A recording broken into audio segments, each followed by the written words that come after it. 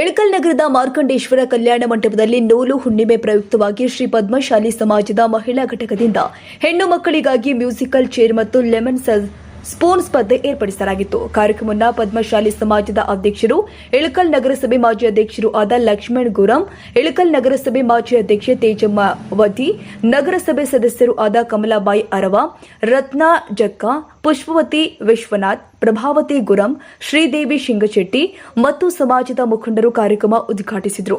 ಸಮಾಜದ ಮಹಿಳೆಯರು ಮತ್ತು ಮಕ್ಕಳು ಭಾಗಿಯಾಗಿ ಸಂತಸಪಟ್ಟಿದ್ದಾರೆ.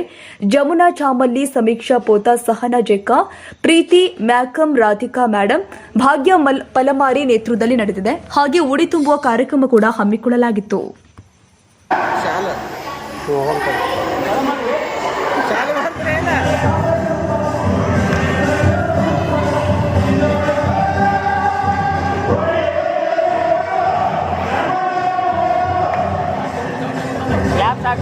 Clap.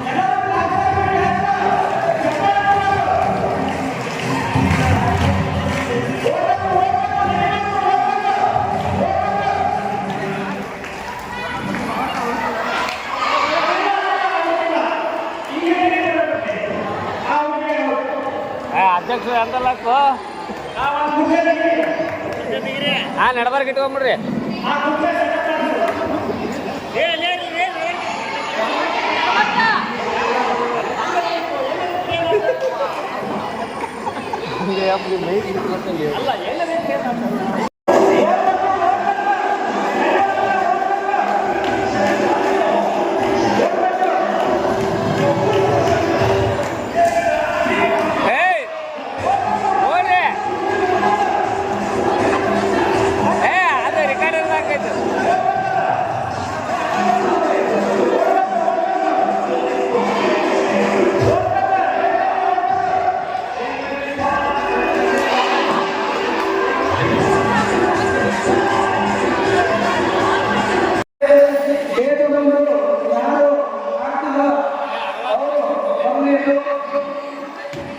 ಕೆಲವೊಂದು